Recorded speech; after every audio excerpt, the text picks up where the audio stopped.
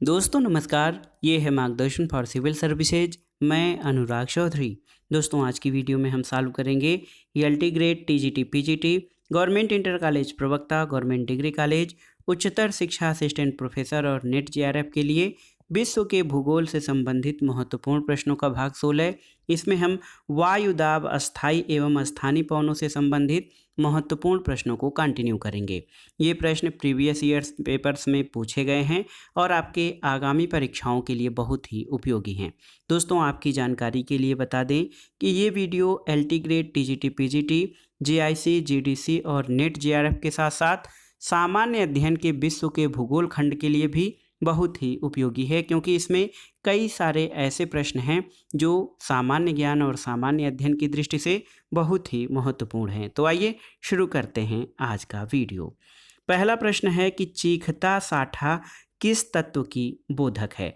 Option है आपके उच्च ज्वार, उच्च वेगीय पवन, मूसलाधार वर्षा या फिर तड़ित झंझा। तो सही उत्तर है ऑप्शन बी, उच्च वेगीय पवन। दोस्तों चीखता साठा जो है ये उच्च वेगीय पवन से संबंधित है। अगला प्रश्न है अश्व अक्षांश यानी हार्स लैटिट्यूड किस पेटी में स्थित है, आपको बताना है। तो आप जानते हैं कि अश्व अक्षांश या हार्स लैटिट्यूड ये आपका उपोष्ण कटिबंधी उच्च वायुदाब पेटी में स्थित है। अगला प्रश्न है, देखिए बहुत ही महत्वपूर्ण, कि अश्व अक्षांश या हार्स लैटिट्यूड कहाँ पर स्थित है। तो उत्तर है दोस्तों 30 डिग्री से 35 डिग्री उत्तरी और दक्षिणी अक्षांशों में अश्व अक्षांश या घोड़ा अक्षांश, जिसको हार्स अक्षांश कहते हैं, ये स्थित है। और ये 30 डिग्री से 35 डिग्री उत्तरी और दक्षिणी अक्षांश में उपोष्ण कटिबंधी उच्च वायुदाब क्षेत्र है। अगला प्रश्न है कि उपोष्ण उच्च भार पेटियां क्या कहलाती हैं। ऑप्शन है आपके प्रचंड 50, गरजता 40, चीखता 60 या फिर अश्व अक्षांश। तो सही उत्तर है उपोष्ण उच्च भार पेटियां हार्स लैटिट्यूड यानी अश्व अक्षांश कहलाती हैं।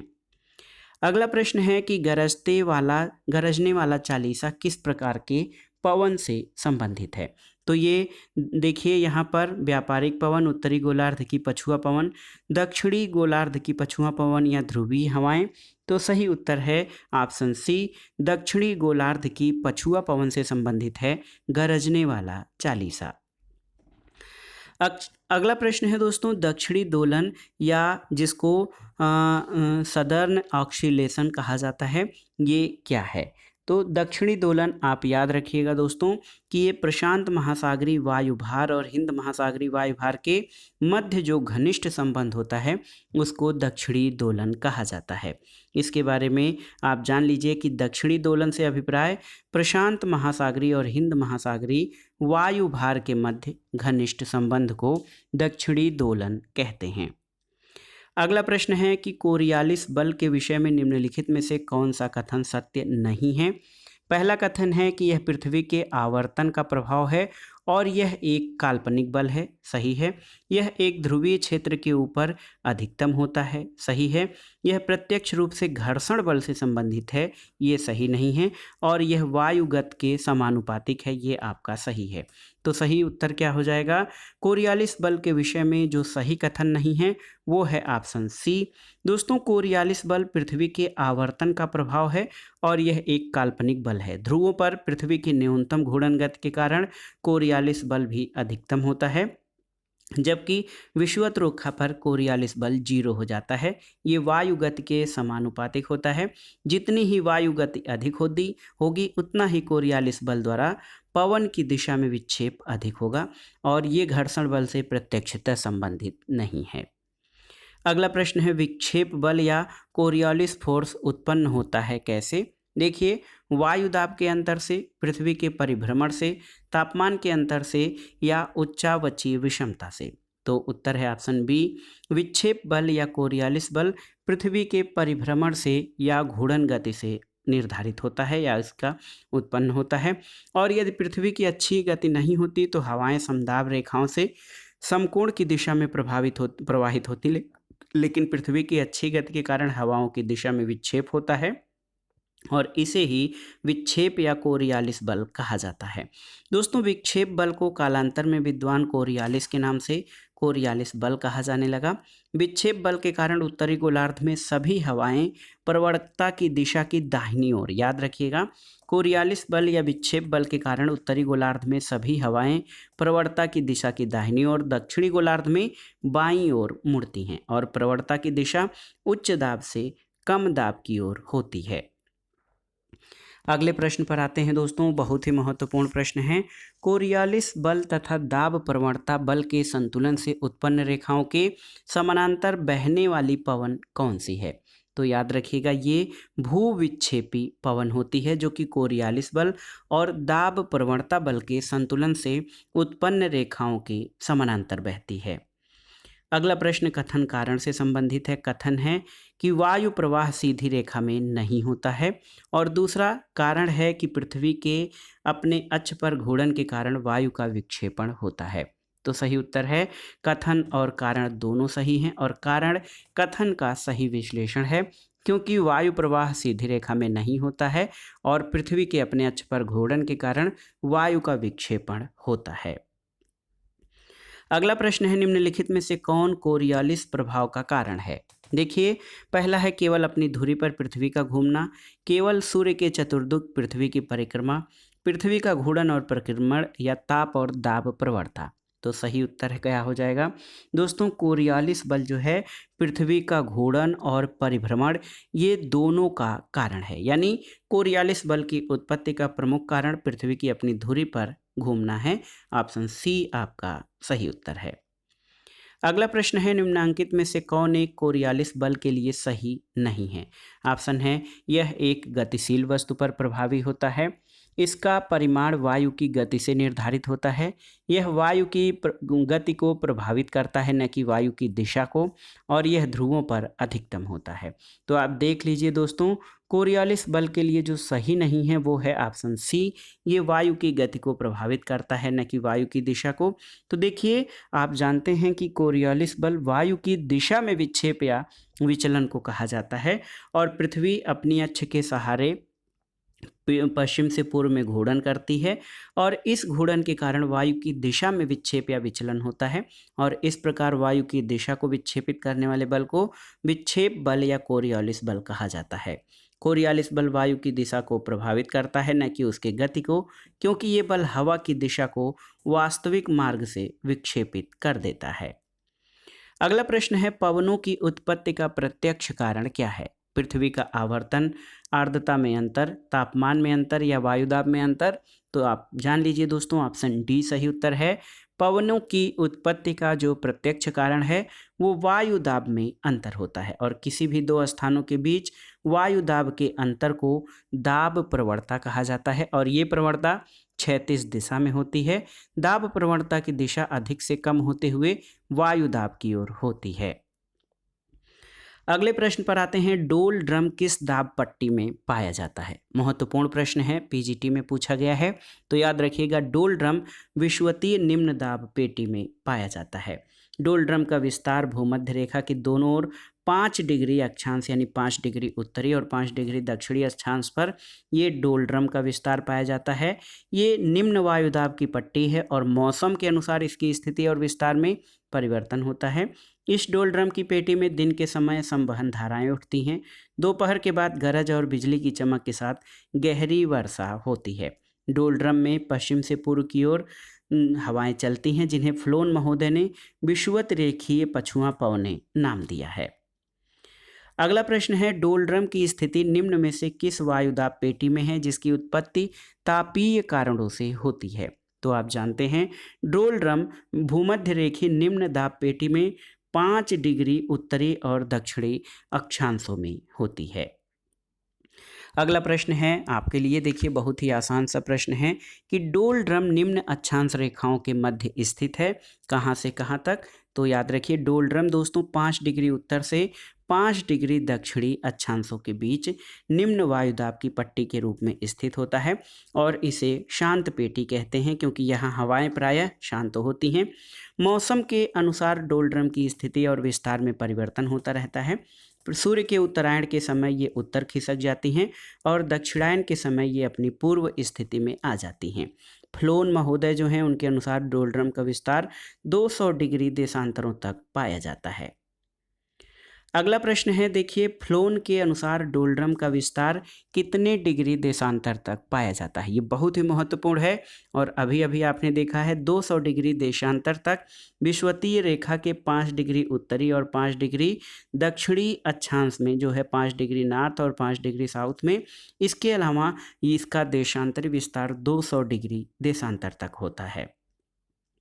अगला प्रश्न है, ITCZ के बारे में क्या सही है। ऑप्शन देखिए, यह उच्च दाब कटिबंध है, यह अश्व अक्षांश के रूप में जाना जाता है, यह वायु व्यापार का रूपांतरण क्षेत्र है, या फिर यह पछुआ पवनों के अभिसरण क्षेत्र हैं। सही उत्तर क्या है? ऑप्शन सी कि यह वायु व्यापार का रूपांतरण क्षेत्र है। ITCZ को अंतः उष्णकटिबंधीय अभिसरण क्षेत्र कहा जाता है, जिसको इंटर ट्रॉपिकल कन्वर्जेंस जोन। दोस्तों, विषुवत रेखा के निकट निम्न वायु दाब वाला क्षेत्र होता है ITCZ, जहां पर उत्तरी और दक्षिणी गोलार्धों से व्यापारिक पवनें आकर मिलती हैं। और ITCZ की स्थिति में परिवर्तन का संबंध हिमालय के दक्षिण भारत में पश्चिमी जेट प्रवाह द्वारा अपनी स्थिति से अल्टरेशन यानी प्रत्यावर्तन होता है। तो याद रखिएगा, ITCZ वायु व्यापार का रूपांतरण क्षेत्र है। अगला प्रश्न है, निम्नलिखित क्षेत्रों में कहाँ सामान्यतया अंतर उष्णकटिबंधीय अभिसरण क्षेत्र पाया जाता है। तो आप जानते हैं, भूमध्य रेखा के पास ITCZ का क्षेत्र पाया जाता है। अगला प्रश्न है, CT वायु राशियों का स्रोत कौन सा अक्षांशीय प्रदेश है। देखिए, तो सही उत्तर हो जाएगा 15 से 35 डिग्री उत्तरी और दक्षिणी अक्षांश, ये CT वायु राशियों का स्रोत है। CT वायु राशि या उष्णकटिबंधीय महाद्वीपीय गर्म जलवायु वायु राशियों का स्रोत 15 से 35 डिग्री उत्तरी या दक्षिणी अक्षांशीय प्रदेश है। गर्मियों में इसके आदर्श उत्पत्ति क्षेत्र उत्तरी अफ्रीका और संयुक्त राज्य अमेरिका के शुष्क पश्चिमी भाग होते हैं। कभी कभी ऑस्ट्रेलिया और दक्षिण अफ्रीका में भी गर्म महाद्वीपीय वायु राशि का आविर्भाव हो जाता है। दिन में तापमान अत्यधिक, उच्च आर्द्रता, अत्यधिक न्यून और न्यून वर्षा इसकी विशेषता है। और अपने स्रोत स्थल से बाहर ये वायु राशि ग्रेट प्लेन्स में अनुभव की जाती है, जहाँ पर इसके कारण शुष्कता बढ़ जाती है।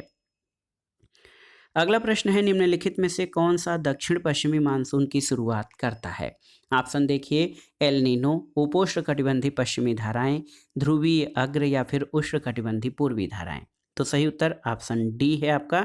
देखिए, दक्षिणी पश्चिमी मानसून की गति को उष्णकटिबंधीय पूर्वी धाराएं प्रदान करती हैं और ये धाराएं दक्षिणी पश्चिमी पवनों को गति प्रदान करती हैं, जिससे ये पवनें पर्वतीय अवरोधों से टकराकर पर्वतीय वर्षा लाती हैं और बंगाल की खाड़ी में उत्पन्न होने वाले अवदाबों को खींचकर भारतीय भूभाग की आर्द्र पवनों को ऊपर उठाकर संवहनीय वर्षा कराती हैं।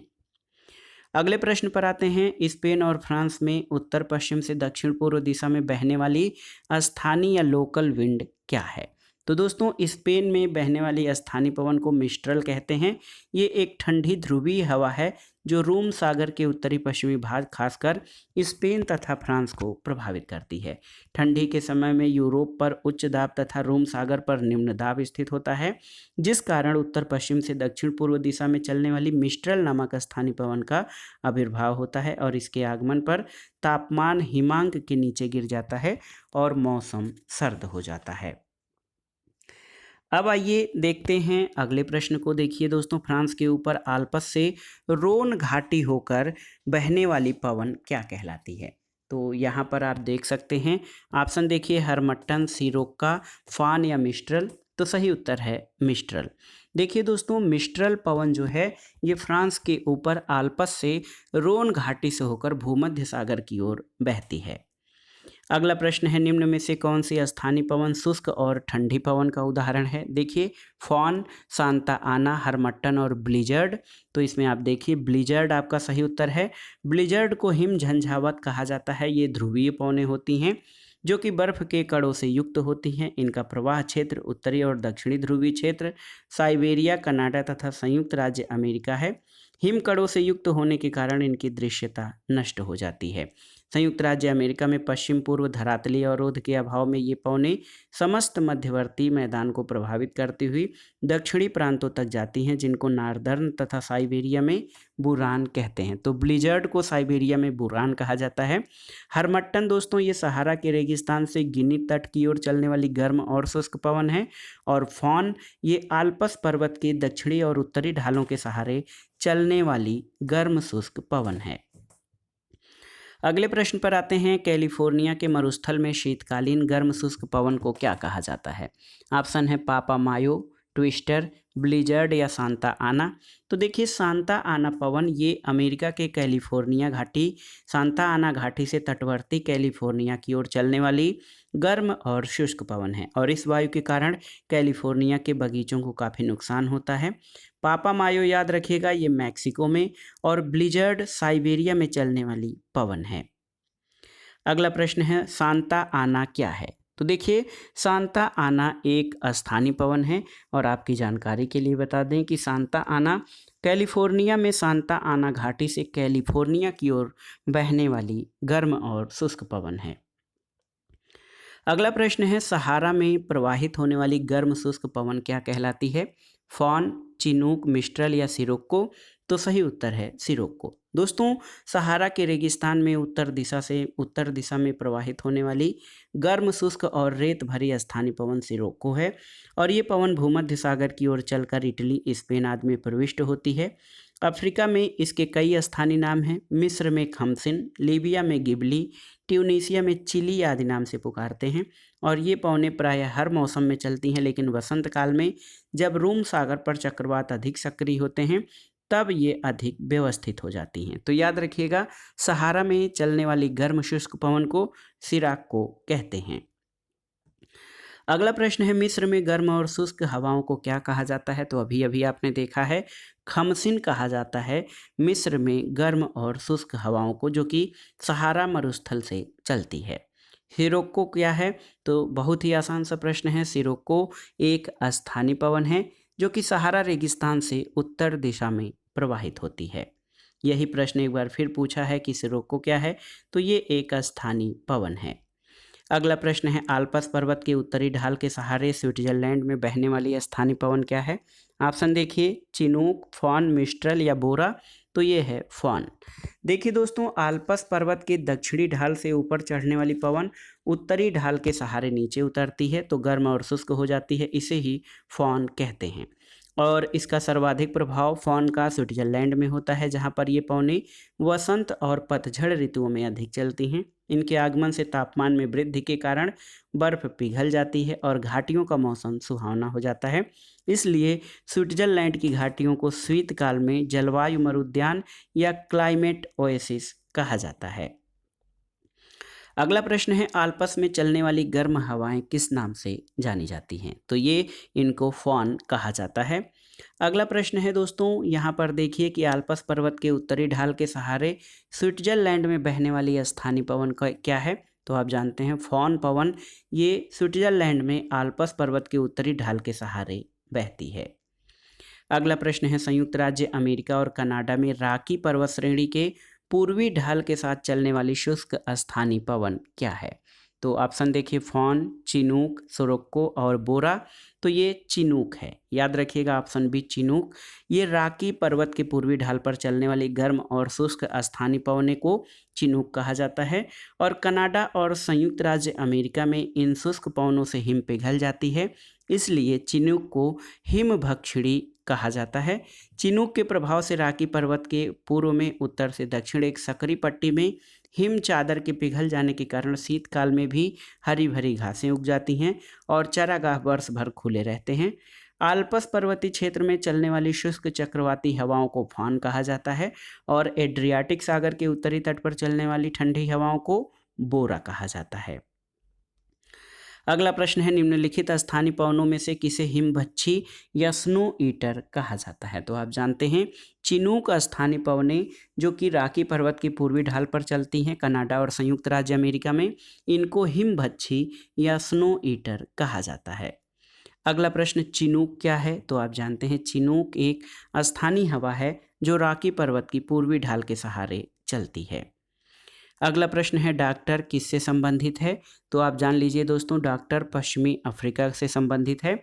और देखिए डॉक्टर पवन है जो कि सहारा रेगिस्तान के पूर्वी भाग में उत्तर तथा पूर्व दिशा से पश्चिम दिशा में बहती है। आप देख सकते हैं अफ्रीका का पश्चिमी तट उष्ण और आर्द्र होता है, जिस कारण नीरसता और आलस्य बना रहता है।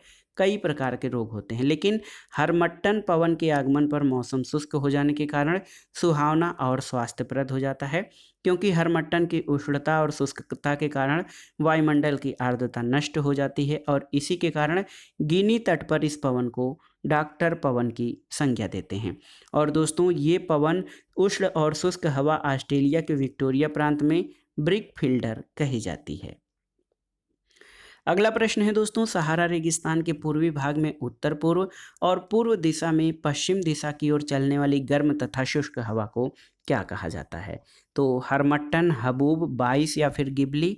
तो सही उत्तर है हरमट्टन। देखिए दोस्तों बहुत ही महत्वपूर्ण है ये हरमट्टन पवन जो है, ये सहारा रेगिस्तान के पूर्वी भाग में उत्तर पूर्वी तथा देखिए उत्तर पूर्वी तथा पश्चिम दिशा में चलने वाली गर्म और शुष्क हवा है। अगले प्रश्न पर आते हैं। हरमट्टन पवन के संदर्भ में आपसे कुछ तथ्य दिए गए हैं, उनके बारे में सही उत्तर आपको खोजना है। देखिए यह एक उत्तर पूर्वी पवन है, पहला कथन है। और दूसरा है कि यह मई और जून के महीनों के दौरान पश्चिमी अफ्रीका में बहती है। तो इसमें दोस्तों ये देखिए सही है कि यह एक उत्तरी पूर्वी पवन है, लेकिन ये नवंबर के अंत और मार्च के बीच प्रवाहित होती है। तो नवंबर से मार्च के बीच जो है पश्चिमी अफ्रीका में ये बहने वाली हरमट्टन पवन है। तो केवल ए ऑप्शन, पहला विकल्प एक आपका सही है। अगला प्रश्न है दोस्तों, सहारा के दक्षिणी उपांत में प्रायः रेत से युक्त उष्ण नम पवन जानी जाती है, किस रूप में? हरमट्टन, खमसिन, हैज-बेल्जा या फिर हबूब? तो सही उत्तर है सहारा के दक्षिणी उपांत में दोस्तों हबूब नाम से रेत भरी गर्म और नम हवा हबूब कहलाती है और ग्रीष्म काल के प्रारंभ में ये सर्वाधिक सक्रिय होती है। तो याद रखिएगा हबूब पवन ये दक्षिणी सहारा मुख्यतः सूडान में चलने वाली रेत भरी गर्म लेकिन नम हवा है, जिसको हबूब कहते हैं। अगला प्रश्न, सूची 1 का सूची 2 से सुमेलन करिए। चिनूक ये संयुक्त राज्य अमेरिका में प्रवाहित होने वाली स्थानीय पवन है। फॉन आप जानते हैं स्विट्जरलैंड में। हरमट्टन हवा गिनी तट पर, जिसको डॉक्टर पवन कहते हैं। और सिरोको उत्तरी अफ्रीका में चलने वाली पवन है। तो सही ऑप्शन आपका हो जाएगा देखिए 4, 1, 3 और 2। देखिए ऑप्शन सी सही उत्तर हो जाएगा। अगले प्रश्न पर आते हैं दोस्तों, निम्नलिखित में से कौन सा युग्म सही नहीं है? चिनूक संयुक्त राज्य अमेरिका ये आपका सही है। खमसिन मिस्र सही है। मिस्ट्रल फ्रांस में सही है। और हरमट्टन ये इथोपिया में नहीं बल्कि गिनी तट पर चलने वाली पवन है। तो ऑप्शन डी आपका सही सुमेलित नहीं है, अन्य विकल्प आपके सही हैं। अगला प्रश्न भी स्थानीय पवनों से सुमेलन से संबंधित है। निम्नलिखित में से कौन सा युग्म सही सुमेलित नहीं है? इसमें आप देख सकते हैं हरमट्टन सऊदी अरब। तो हरमट्टन दोस्तों ये गिनी तट पर चलने वाली पवन है, ये सऊदी अरब में नहीं। तो ऑप्शन ए आपका सही सुमेलित नहीं है। चिनूक संयुक्त राज्य अमेरिका में चलती है। ब्रिक फील्डर ऑस्ट्रेलिया में और फॉन स्विट्जरलैंड में। तो याद रखिएगा हरमट्टन सऊदी अरब में नहीं बल्कि हरमट्टन जो है गिनी तट पर चलने वाली हवा है। ऑप्शन ए आपका सही सुमेलित नहीं है। अगला प्रश्न है, सूची 1 और सूची 2 को सुमेलित कीजिए और दिए गए कूट के आधार पर सही उत्तर का चयन करिए। देखिए दोस्तों यहाँ पर देखिए आप देख सकते हैं मिस्ट्रल पवन। पहले खामसिन को देख लेते हैं। खामसिन आप देख सकते हैं कि सुमेलन किस तरह से सही सुमेलन होगा। खमसिन पवन ये उत्तरी मिस्र में चलती है, तो खमसिन को उत्तरी मिस्र से मिला देते हैं। हरमट्टन उत्तरी अफ्रीका में चलती है, बी का चौथा हो जाएगा। मिस्ट्रल जो है ये आपकी मिस्ट्रल पवन भूमध्य सागर के उत्तरी पश्चिमी भाग में चलती है, जो कि विकल्प नहीं दिया गया है। तो याद रखिएगा ये भूमध्य सागर के जो रूम सागर है, भूमध्य सागर के उत्तरी पश्चिमी भाग में चलने वाली पवन है मिस्ट्रल।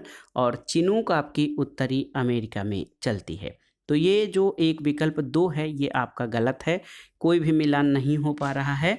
और आप जान लीजिए कि चिनूक जो पवन है दोस्तों, मिस्ट्रल पवन जो है ये रोम सागर के उत्तरी पश्चिमी भाग खासकर स्पेन और फ्रांस में बहती है। तो सही विकल्प नहीं है, स्टार लगा रहे हैं। खमसिन उत्तरी मिस्र में, हरमट्टन उत्तरी अफ्रीका में और चिनूक ये आपकी उत्तरी अमेरिका में प्रवाहित होती है।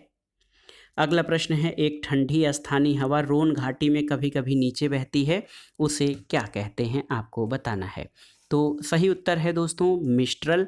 देखिए, एक ठंडी स्थानीय हवा रोन घाटी में कभी कभी नीचे बहती है जिसको मिस्ट्रल कहते हैं, और ये ध्रुवीय क्षेत्रों से इटली, फ्रांस और स्पेन में आने वाली ठंडी हवा है।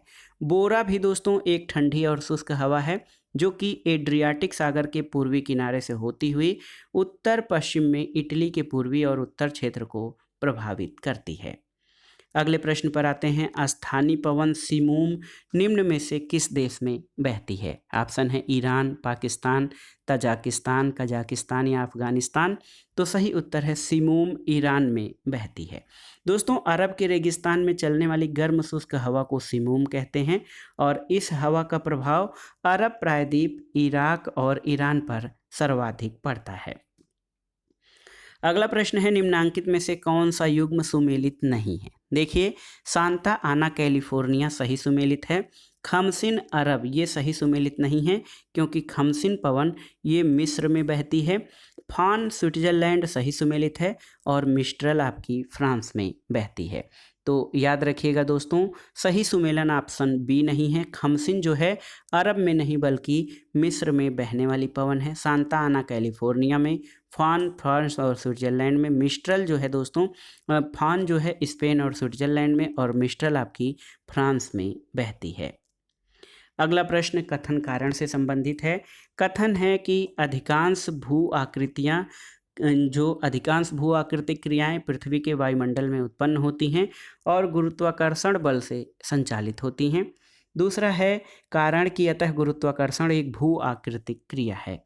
तो इसमें देखिए दोस्तों, ए तो आपका सही है, गुरुत्वाकर्षण एक भू आकृतिक क्रिया है, ये सही नहीं है।